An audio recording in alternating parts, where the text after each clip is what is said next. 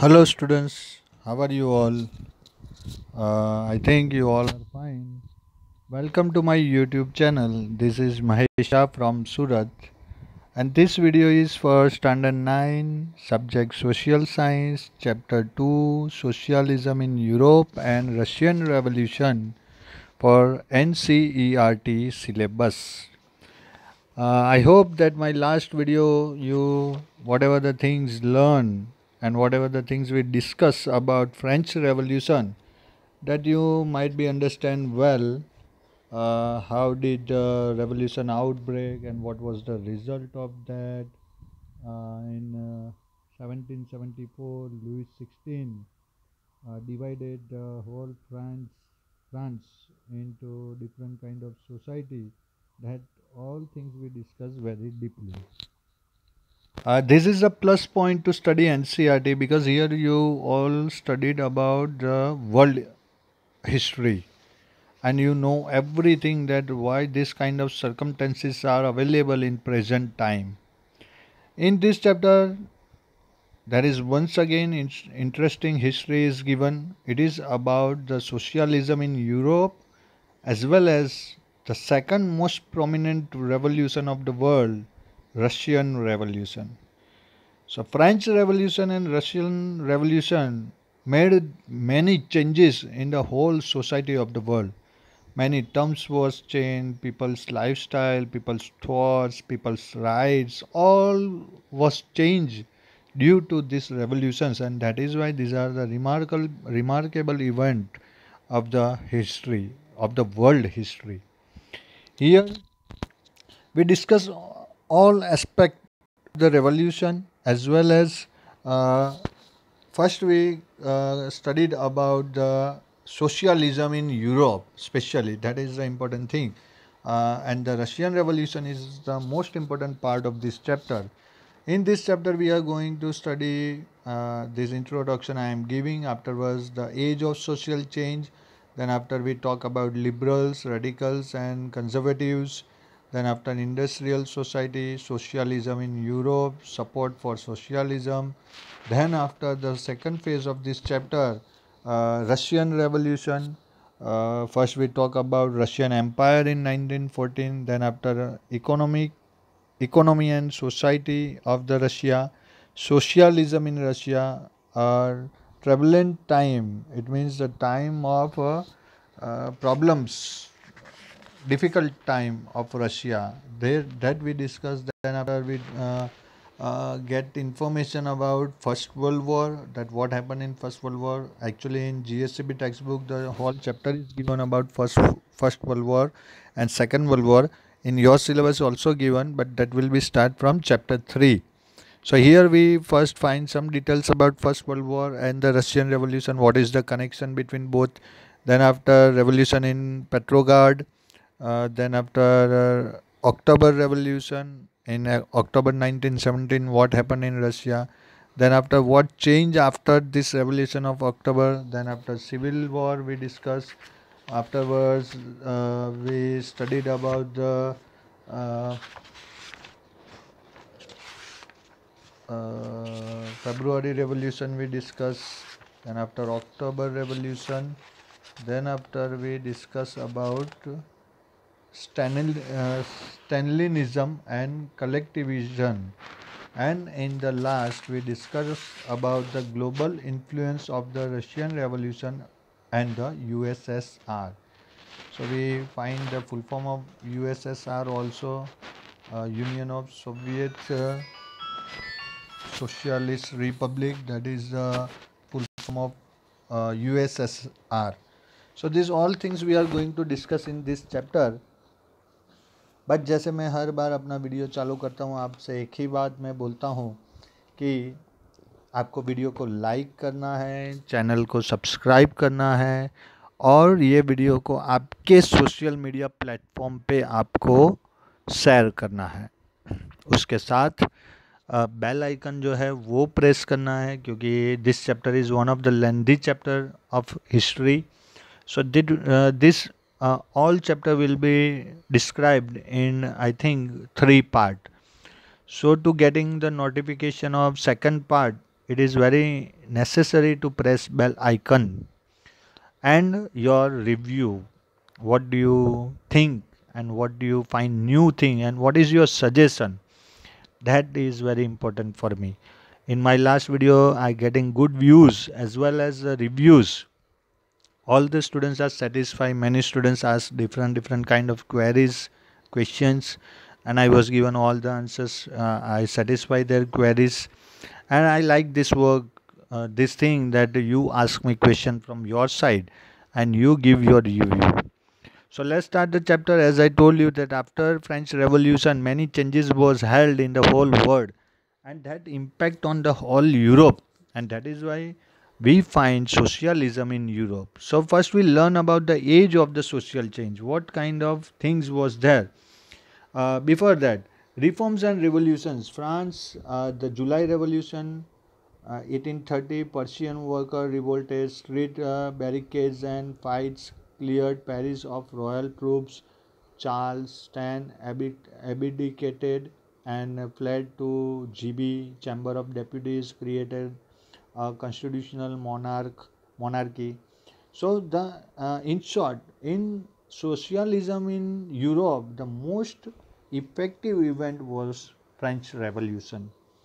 Due to French Revolution, many new concepts arise in the society, like the rights of the people, judiciary, common judiciary, constitution. This all concept was arise due to French Revolution, and another thing that women's also participated in that revolution, and that can gives a new status to the women's also, and that all the things found due to French Revolution, and that directly effect on socialism in Europe.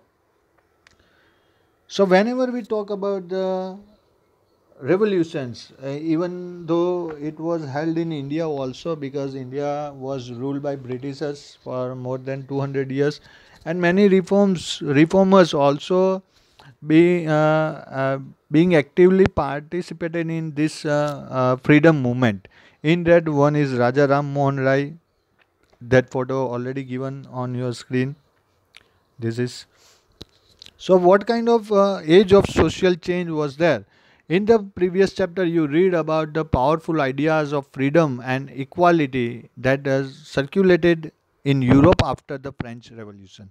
So, after French Revolution, the concept of equality and freedom spread in whole Europe. The French Revolution opened up the possibility of creating a dramatic change in the way in which society was structured. तो French revolution का importance सबसे ज़्यादा इसलिए है कि इसकी वजह से पूरे यूरोप में बहुत सारा चेंज आया, और पूरे यूरोप में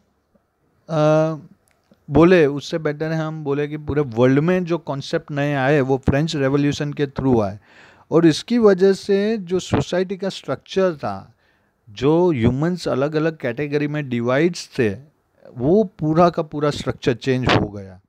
As you have read, before the 18th century, society was broadly divided into estate and orders, and it was the aristocracy. It means the aristocracy का जो मीनिंग होता है वो ये होता है कि जो पैसे वाले लोग होते हैं वो रूल करते हैं, जिसको बोलते हैं अमीर शाही. अमीर मीन्स द पैसे वाला पर्सन.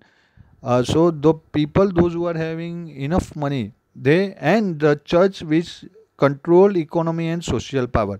तो 18 सेंचुरी से पहले सोसाइटी एक तो अलग अलग ग्रुप में डिवाइड थी, और सोसाइटी में से कुछ लोगों को प्रिविलेजेस मिलते थे जिनका डोमिनेंस लोकल लोगों के ऊपर होता था. जो लोकल पीपल थे, लोकल सिटीजन्स थे, उनके ऊपर उनका कंट्रोल होता था. Suddenly after the revolution it seems possible to change this.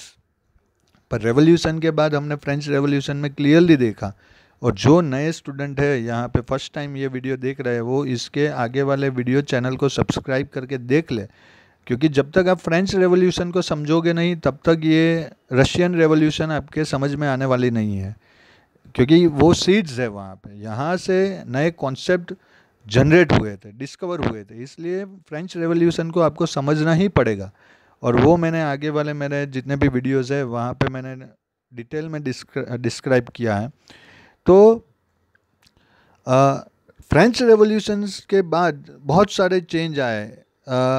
In many part of the world including Europe and Asia new ideas about individual rights and who control social power began to be discuss.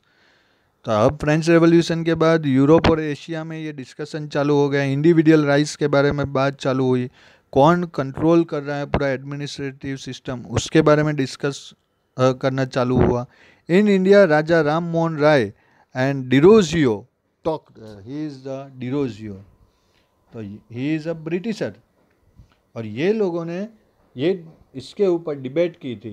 Talked of the significance of the French revolution and many other debated the ideas of post revolutionary Europe.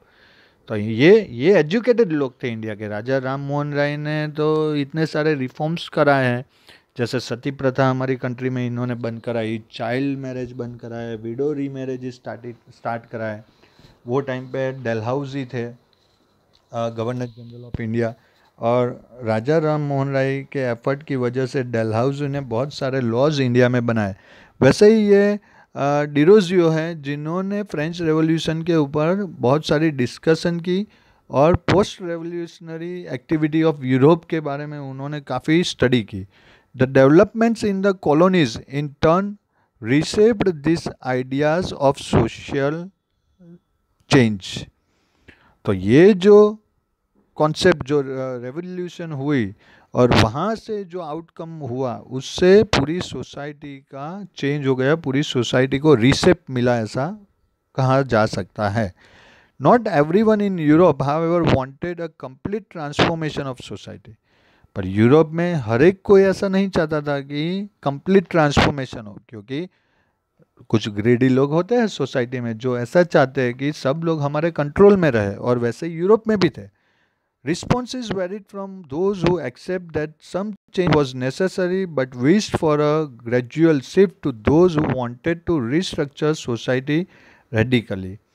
Radically यानी जो उसके लिए बहुत excited थे, यानी जो चाहते थे कि पूरी सोसाइटी में चेंज होना ही चाहिए, कंप्लीट सोसाइटी चेंज होनी चाहिए।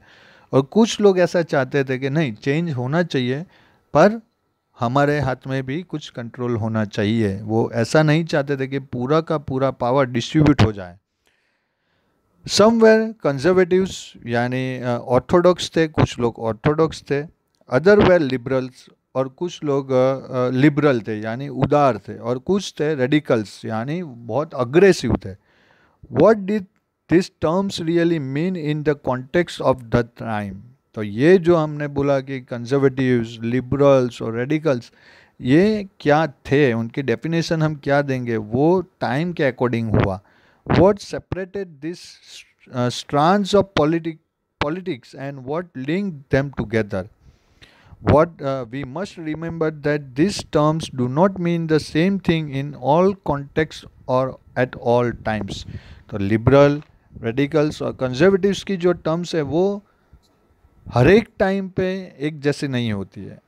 ये इनकी जो भी टर्म्स होगी वो टाइम के हिसाब से बदलती रहती है। तो यहाँ पे हम उसको ब्रीफली देखने वाले हैं कि ये एक्चुअली में लिबरल, रेडिकल्स और कंजर्वेटिव्स है क्या, तो वो देख लेते हैं पहले हम। तो ये हैं लिबरल्स, यहाँ पे अगर आप देखो ये है लिबरल्स ग्रुप जिनकी थिंकिंग फ्री थी। ये थे रेडिकल्स जो चाहते थे कि वो जैसा कहते हैं वैसा ही होना चाहिए और उसी रीज़न से उनको वर्क करना है। और ये थे कंजर्वेटिव्स के आइडिया कि किस तरह से होना चाहिए। तो यहाँ ये पूरी स्लाइड में ये सब डिटेल्स आपके सामने। ये है लेनिन, व्लादिमीर लेनिन, जिन्होंने रशियन रेवोल्यूशन और फ्रेंच रेवोल्यूशन में रशियन रेवोल्यूशन में काफ़ी एक्टिव थे। ये एक्चुअली में मार्क्स फॉलोअर थे, जिसके बारे में हम रशियन रेवोल्यूशन के बारे में बात करेंगे। पर पहले ये समझ लेते हैं कि लिबरल, रेडिकल्स और कंजर्वेटिव्स ये जो है वो है क्या। तो one of the group which look to change society where the liberals. Liberals they wanted a nation which tolerated all religions. तो लिबरल ये चाहते थे कि हर एक रिलीजियन को इक्वल राइट्स मिले, हर एक जिसको जो भी रिलीजन फॉलो करना है वो फॉलो करे. We should remember that at this time Europe states usually discriminated in favor of one religion or another. Britain favored the Church of England, Austria and Spain favored the Catholic Church. तो जैसे हमारे हिंदुओं में अलग अलग religion follow करते हैं, वैसे वैसे ये क्रिश्चियनिटी में भी ऐसे दो ग्रुप थे कि ब्रिटेन जो था वो चर्च की फेवर में था, जो इंग्लैंड में चर्च है उसके, और ऑस्ट्रिया और स्पेन थे वो कैथोलिक चर्च के फेवर में थे. Liberal also oppose the uncontrol power of dynastic ruler. और लिबरल जो थे वो ये भी सोचते थे कि जो डायनेस्टिक पावर यानी जो मोनार्की थी और जो रूलर बनता था उसके हाथ में जो पावर होता था वो भी कंट्रोल में आना चाहिए. They wanted to safeguard the rights of individuals against government. और वो चाहते थे कि हर एक सिटीज़न जो कंट्री में है उनके सबके राइट्स सेफ होने चाहिए. और किससे? तो गवर्नमेंट. बट कौन सी गवर्नमेंट? तो मोनार्की टाइप की गवर्नमेंट और डिक्टेटर टाइप की government. They argued for a representative elected parliamentary government subject to law interpreted by a well-trained judiciary that was independent of rulers and official. तो देखिए यहाँ पे revolution का effect चालू हुआ कि जुडिशरी को इंडिपेंडेंट करने की बात की गई, इलेक्शन की बात की गई, इंडिविजुअल गवर्नमेंट की बात की गई जिसके ऊपर किसी का डोमिनेंस ना हो और पावर जो है एडमिनिस्ट्रेशन का वो सेंट्रलाइज्ड ना हो जाए. यानी सबके पास इक्वल राइट्स हो, सबके हाथ में पावर हो. जैसे हमारे इलेक्शंस होते हैं एवरी 5 years. अब ये पावर हमारे हाथ में है कि हम वोट दे के ऐसे आदमी को सिलेक्ट करें जो हमारे लिए अच्छा काम करे, सोसाइटी के लिए अच्छा काम करे, कंट्री के लिए अच्छा काम करे. बट एक्चुअली हम लोग क्या करते हैं कि हमारी लेजीनेस की वजह से हम वोट देने नहीं जाते हैं. हम एक्सक्यूज़ निकालते रहते हैं कि गवर्नमेंट क्या काम करेगी, सब करप्ट है, यहाँ पे सब बेईमान है, कोई ईमानदार नहीं है, देयर इज़ नो ऑनेस्टी. और ये सब एक्सक्यूज़ की वजह से एक्चुअली में वोट देने जाने के बदले हम घर पे बैठे रहते हैं. And then we find weak government and we give this responsibility to someone else, whereas we are the real creator of democracy. हम लोग मेन है डेमोक्रेसी में. पर ये बात हम भूल जाते हैं. यहाँ पे लिबरल्स ने डेमोक्रेट्स के बारे में बात अरे उन्होंने फ्री जुडिशरी की डिमांड की.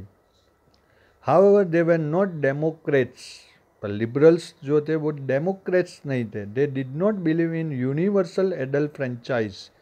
यानी ये लिबरल्स चाहते तो थे कि रिप्रेजेंटेटिव इलेक्ट हो, पर ये जो इलेक्शन करना है उसके लिए वोट जो देने जाना है वो वोटिंग का राइट्स वो सबको देना नहीं चाहते थे. वो राइट्स खाली उनको देना चाहते थे जो टैक्स भरते थे और जो मेल थे. यानी फीमेल को उन्होंने इसमें से पहले ही रिजेक्ट कर दिया था.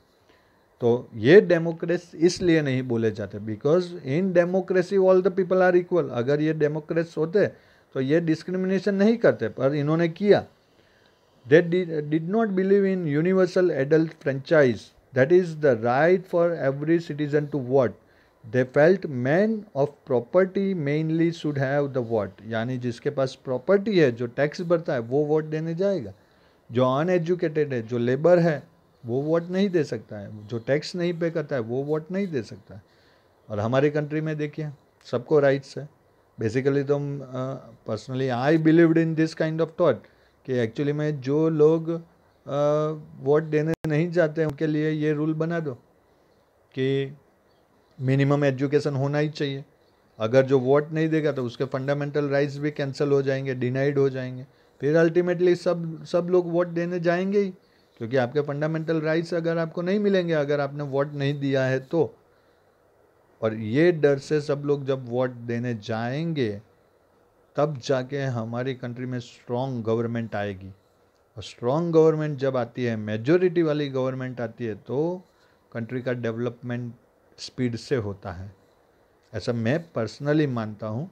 पर डेमोक्रेसी में ऐसा नहीं चलता है. डेमोक्रेसी में पढ़ा हो, अनपढ़ हो, पैसे वाला हो, गरीब हो, मेल हो फीमेल हो सबको वोटिंग का राइट्स होता है, पर क्या आप अपने राइट्स को यूज़ कर रहे हो? अगर नहीं कर रहे हो तो फिर यहाँ पे डिसिप्लिन लाने के लिए स्ट्रिक्ट होना पड़ता है। और भले ही डेमोक्रेसी हो, पर एक बार अगर ऐसा हमने किया तो फिर आगे वाली जनरेशन इसके बारे में अवेयर रहेगी और वो वोट देने जाएगी। पर यहाँ पे यूरोप में ऐसा नहीं था। यूरोप में जो जिसके पास प्रॉपर्टी है वो वोट देगा, और खाली मेन जो है वही वोट देंगे। They also did not want the vote from for women, और वीमेन को भी उन्होंने इंक्लूड नहीं किया था। In contrast, radicals wanted a nation in which government was based on the majority of country's population. अब जो रेडिकल्स थे वो ज़्यादा एग्रेसिव थे। वो ऐसा बोलते थे कि मेजोरिटी की जो पॉपुलेशन है उसके हिसाब से गवर्नमेंट होनी चाहिए। Many supported women suffragette movements. तो सेफरगेट मूवमेंट क्या थी? तो a movement to give women the right to vote. तो कुछ रेडिकल्स ऐसे भी थे जो वुमेन्स की फेवर में थे। Unlike liberals, they oppose the privileges of great land owners and wealthy factory owners. तो लिबरल्स ने क्या बोला कि जिनके पास प्रॉपर्टी है उनको वोट देना है। अब रेडिकल्स क्या बोलते हैं कि नहीं, उनको क्यों खाली ये स्पेशल प्रिविलेजेस मिले, सबको मिलने चाहिए। They were not against the existence of private property but dislike concentration of property in the hands of a few people। तो वो प्राइवेट प्रॉपर्टी के अगेंस्ट नहीं थे ये रेडिकल्स, पर साथ में वो ये भी पसंद नहीं करते थे कि कुछ लोगों के हाथ में ही प्रॉपर्टी हो, यानी प्रॉपर्टी डिस्ट्रीब्यूशन इक्वल होना चाहिए, वैसा वो बिलीव करते थे। ऐसा नहीं चाहते थे वो कि प्रॉपर्टी कुछ लोगों के हाथ में ही हो और बाकी लोग सफ़र करें, जॉब करें और फिर उनको कोई राइट्स ना मिले। नहीं, वो ऐसा नहीं चाहते थे, और वो स्ट्रांगली ऐसा नहीं चाहते थे, इसलिए उनको बोला गया रेडिकल्स। अब कंजर्वेटिव्स जो थे वो क्या थे? तो वो ऑर्थोडॉक्स थे, यानी पुराने ख्यालों वाले। Conservatives were oppose to radicals and liberals, ये दोनों के खिलाफ थे। After the French revolution however, even conservatives had open their minds to the need for change. अब ये जो ऑर्थोडॉक्स लोग थे वो टाइम टू टाइम जाने के बाद उन्होंने भी अपने अपने मन में सोचा कि अब हमारी जो थॉट है, हमारी जो सोच है, हमें उसको बदलना पड़ेगा, उसके अंदर चेंज हमें लाना पड़ेगा। अगर हम इसके अंदर चेंज नहीं लाएंगे तो फिर आगे बहुत सारा प्रॉब्लम्स क्रिएट हो सकता है। और इसलिए उन्होंने नए कॉन्सेप्ट को एक्सेप्ट किया। Earlier in the 18th century, conservatives had been generally opposed to the idea of change। तो 18th सेंचुरी के स्टार्टिंग में ये कंजर्वेटिव्स जो थे वो जो चेंज होने वाले थे उसकी वो आइडियाज़ को ओपोज कर रहे थे। जैसे हमारे यहाँ पे भी हुआ था कि जब रिफॉर्म्स हुए, सती प्रथा बंद हुई, चाइल्ड मैरिज बंद हुए, विडो रीमैरेजेस चालू हुए, तो बहुत सारे ऐसे कंजर्वेटिव्स थे जिन्होंने ओपोज किया कि जो ब्रिटिशर्स है वो हमारा कल्चर डिस्ट्रॉय कर देंगे, हमें हमारे रिलीजन से हटा देंगे, ये तो सब पुरानी प्रथा है, ये तो चालू ही रहनी चाहिए। पर अब सती प्रथा यानी दैट इज़ इंटेंस मर्डर, उसको इंटेंस मर्डर बोल सकते हैं कि भाई कोई लेडी का हस्बैंड मर गया, अब उसके पीछे उसकी वाइफ को मरना ही है। ये किसने बोला? कौन से लॉ में ऐसा लिखा है? कौन से भगवान ने ऐसा बोला? पर सती के नाम पे बेचारी ऐसी कोई लेडी को ज़बरदस्ती से मार मार के वो जला देते थे। अब छोटा बच्चा है, अभी तो बॉर्न हुआ, 2-5 महीने का है, और उसका मैरिज करवा देते हैं। जब वो बड़ा होता है, अपने ड्रीम्स देखता है, और तब उसको पता चलता है दैट ही वॉज मैरिड और she was married. Now think what he और she would think about the future.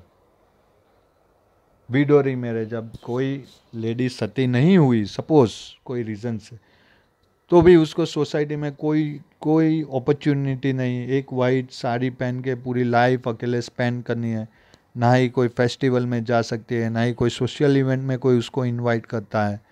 तो ऐसे ही human behaviour, that is not like a human behaviour. इसको हम ह्यूमन बिहेवियर नहीं कहते, because all the humans are same, all the humans having same rights, so we have not that kind of rights to deny someone else right। हमें ऐसा कोई power नहीं है, भगवान ने हमें कोई ऐसी अथॉरिटी नहीं दी है कि हम दूसरे के ऊपर अपना डोमिनेंस सेट करें। पर हमारी कंट्री में भी ऐसे ऑर्थोडॉक्स थॉट थे, ऐसे रिचुअल्स थे, और जब ये बंद हुए तो जो ऑर्थोडॉक्स लोग थे, जो कंजर्वेटिव्स थे, उनको ये एक्सेप्टेबल नहीं हुआ। By the 19th century, they accepted that some change was inevitable, but believed that the past had to be respected and change had to be brought about through a slow process. तो 19th century आते आते उन्होंने अपनी सोच बदली। साथ में वो अपने पास्ट को भी साथ में रखना चाहते थे कि भाई पास्ट की जो सिस्टम थी वो भी बराबर थी, उसको एकदम से डिस्ट्रॉय नहीं करना चाहिए। और जो वो चेंज हो रहा था, उन्होंने एक्सेप्ट तो कर लिया कि चेंज होना चाहिए, पर उन्होंने साथ में ये भी सोचा कि इतना स्पीडी भी चेंज नहीं होना चाहिए कि हम हमारे हिस्ट्री को ही भूल जाए। सच differing ideas about social change clashed during the social and political turmoil that followed the French Revolution. तो ये जो सोशल आइडियाज़ थे वो अंदर अंदर क्लैश हुए, और इसकी वजह से ये political turmoil means some kind of misbehaviour that followed the French revolution, और वो फ्रेंच रेवोल्यूशन की तरफ जाने लगा। The various attempts at revolution and national transformation in the 19th century helped define both the limits and potential of these political tendencies. तो अलग अलग steps लेने के बाद ये डिफाइन किया गया कि जो भी कंट्री है उसका ट्रांसफॉर्मेशन कैसा होगा। अब industrial society and social change, तो इंडस्ट्रीज में क्या चेंज आया वो हम देखते हैं यूरोप के बारे में। तो ये देखिए आप फोटो, यहाँ पे आप देखोगे कि किस तरह से फिर लोग आपस में मिलते थे और किस तरह से आगे प्लानिंग करते थे। ये पोर्ट्रेट है एक, तो इसको हम देखते हैं, ये सब कैरेक्टर थे वो टाइम के। These political trends were sign of a new time. It was a time of profound social and economic changes.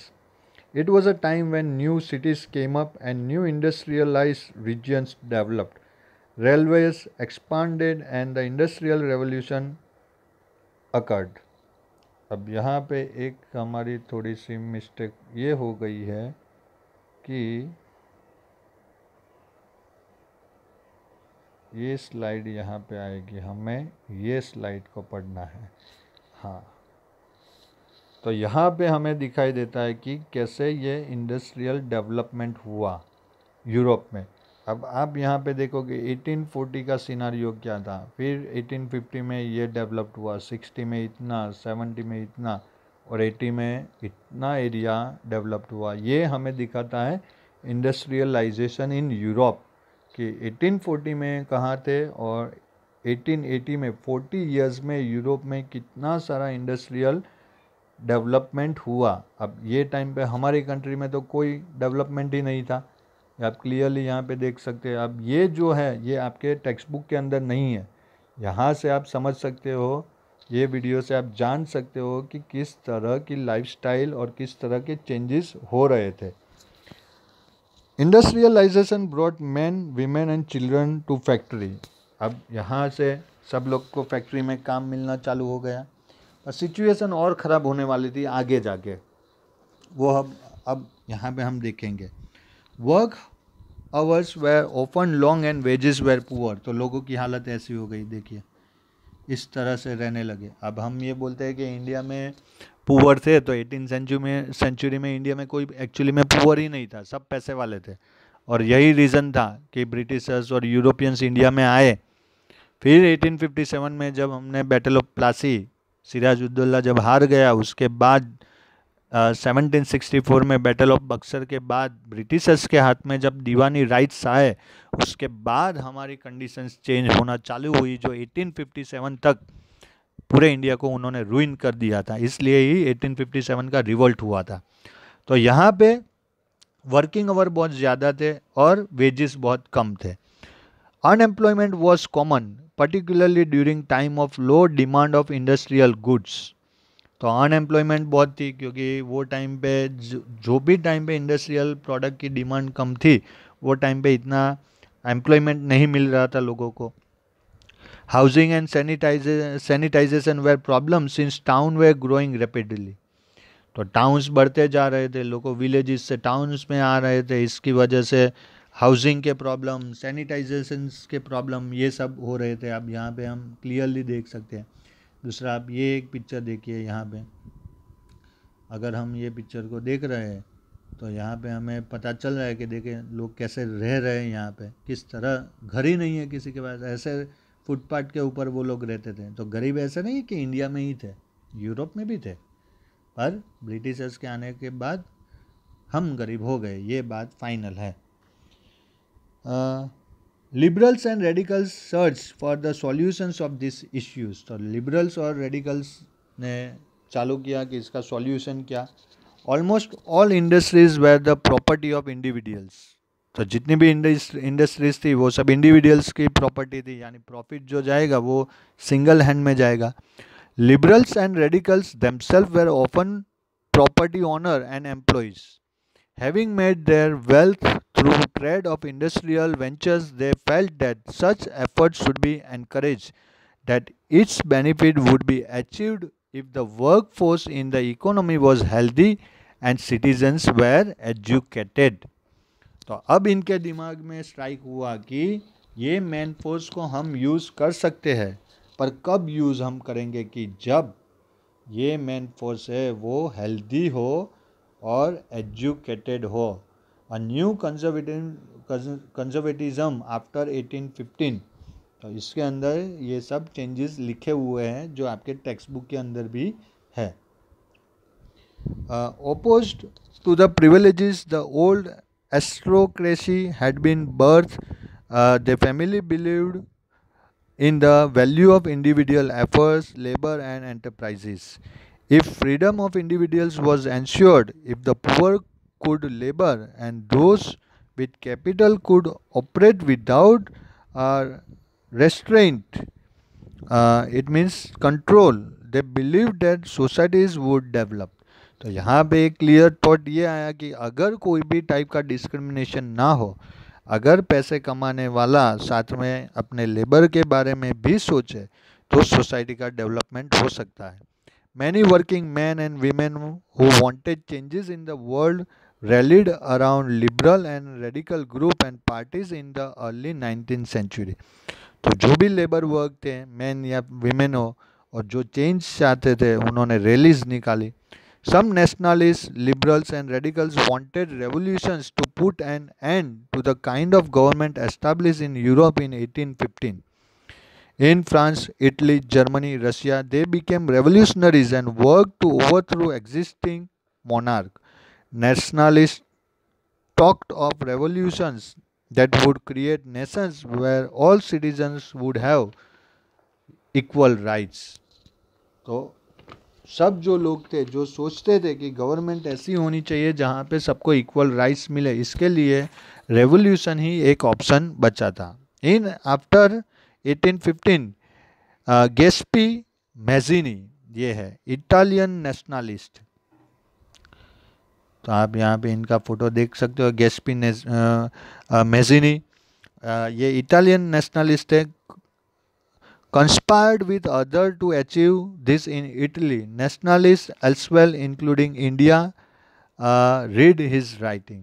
तो इन्होंने जो लिखा उसकी वजह से इटली में एक डेमोक्रेटिक फॉर्म की गवर्नमेंट बनी, और इसकी इम्पैक्ट, इनके राइटिंग की इम्पैक्ट ऐसी हुई कि इंडिया में भी बहुत सारे लोगों ने, जो हमारे नेशनलिस्ट थे, जो फ्रीडम मूवमेंट में इंक्लूड थे, उन्होंने इनके सोच, इनकी थियोरी को पढ़ा।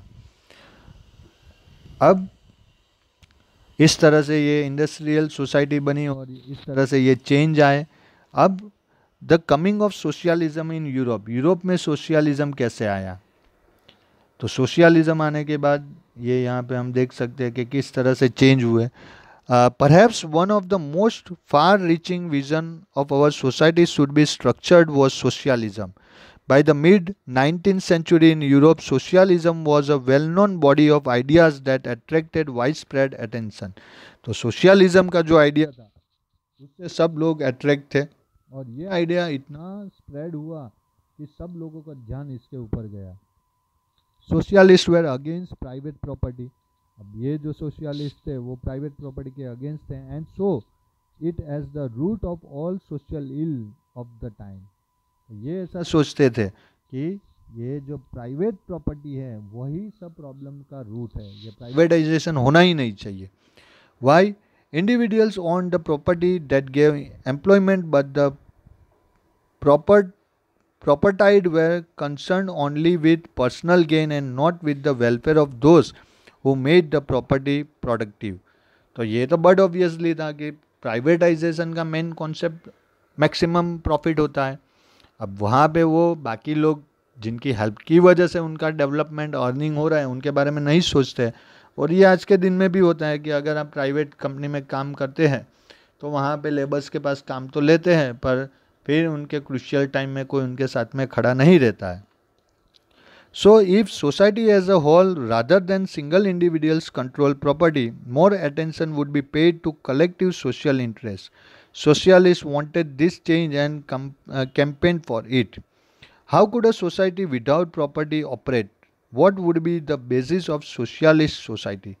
तो अब प्रॉपर्टी के बिना तो फिर सोसाइटी का एग्जिस्टेंस क्या होगा, फिर किस तरह की सोशलिस्ट सोसाइटी होगी?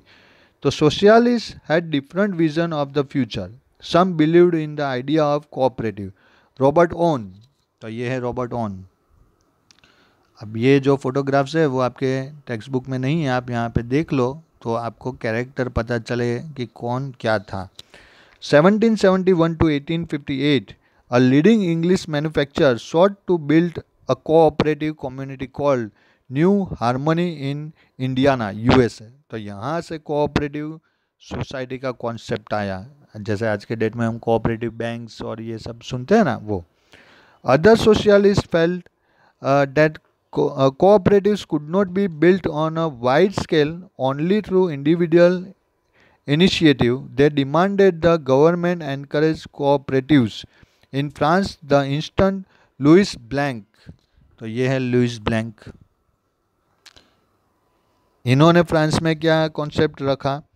1813 to 1882 and wanted to government to encourage cooperatives and replace capitalist enterprises। तो यहाँ पे इनडायरेक्टली जो अब तक मॉनेटरी पॉलिसी की बात चल रही थी, गवर्नमेंट खुद प्राइवेट सेक्टर खुद इन्वेस्ट करे और पैसों के दम के ऊपर डेवलपमेंट हो, इन्होंने कॉन्सेप्ट दिया फिस्कल पॉलिसी का, जो फाइनली 1929 में जब फर्स्ट वर्ल्ड वॉर के बाद यूनिवर्सल क्राइसिस पूरे दुनिया में हुए थे, यानी पूरे शेयर मार्केट जब डाउन टू अर्थ हो गए थे, वो टाइम पे John Maynard Keynes, the father of modern economics, इन्होंने ये फिस्कल पॉलिसी का कॉन्सेप्ट दिया था, पर उसके रूट्स हमें यहाँ से मिलते हैं। तो एनसीईआरटी के सिलेबस से हमें ये सब आइडियाज़ आते हैं कि एक्चुअली में कोई भी पॉलिसी, अभी तो फिलहाल आप इकोनॉमिक्स के बारे में ज़्यादा जानते नहीं हो, इसलिए मैं जो बता रहा हूँ वो आपके समझ में भी नहीं आएगा, पर जब हम इकोनॉमिक्स के वीडियोस देखेंगे तब ये सब डिटेल्स मैं आपको दूंगा कि कौन सी पॉलिसीज़ कैसे ऑपरेट होती है और उसका मीनिंग क्या होता है। तो यहाँ पे इन्होंने, ब्लैक ने बोला कि गवर्नमेंट खुद इसमें इन्वॉल्व हो और वो पार्टिसिपेट करे और वो लोगों को हेल्प करे। This cooperatives were to be associations of people who produce goods together and divided the profit according to the work done by the member। तो यहाँ पे एक सीधा कॉन्सेप्ट आ गया कि सब लोग साथ में काम करेंगे, जो भी प्रॉफिट आएगा वो इक्वली डिवाइड होगा। फिर कार्ल मार्क्स 1818 to 1883, ये है कार्ल मार्क्स, और व्लादिमीर लेनिन इनको फॉलो करते थे और ये बहुत ही पावरफुल थे, इन्होंने लेबर के प्रोटेक्शन के लिए बहुत सारी मूवमेंट की थी। एंड फ्राइडरिच एंगल, ये है 1822-1895, ये वो लोग थे जिन्होंने सोशलिज्म को प्रमोट किया था यूरोप में। added other ideas to this body of arguments. Marx argued that individual society was capitalist. Capitalists owned the capital invested in factories and the profit of capitalists was produced by workers. The condition of workers could not improve as long as this profit was accumulated by private capitalists. तो Karl Marx ने clear बोला कि भाई capitalist जो है वो capital invest करते हैं फैक्ट्री में, प्रॉफिट जो उनको मिलता है वो वर्कर प्रोड्यूस करते हैं इसलिए मिलता है, पर वर्कर को इसके बदले में कुछ नहीं मिलता है, और जो कैपिटलिस्ट है वो और पैसे वाले बन जाते हैं. Worker had to overthrow capitalism and the rule of private property. Marx believed that to free themselves from capitalist exploitation, worker had to construct a radically socialist society where all property was socially controlled. तो mark labour के favour में थे, वो चाहते थे कि इस तरह की सोसाइटी हो जहाँ पे लेबर्स का भी बेनिफिट हो, और वो एक करेक्ट थॉट भी था, पर जो पॉलिसी थी वो रॉन्ग थी. उन्होंने रेडिकल सोशलिस्ट सोसाइटी की बात की, यानी aggressive socialist society. This would be a communist society, और ये बनी communist society. He was convinced that worker would Trump in their conflict with capitalist. A communist society was the natural society of the future.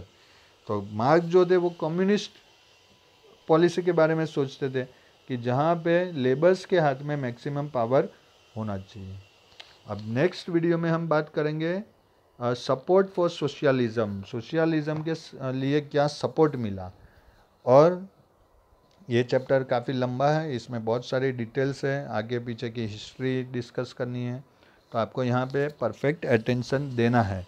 और जैसे कि मैंने बोला कि आपको चैनल को लाइक करना है, सब्सक्राइब करना है और बेल आइकन को प्रेस करना है, और साथ में ये वीडियोस आप अपने फ्रेंड्स को भी शेयर कर सकते हो जिससे उनको भी ये सब नॉलेज मिले. तो till then stay home, stay safe, God bless you, thank you very much.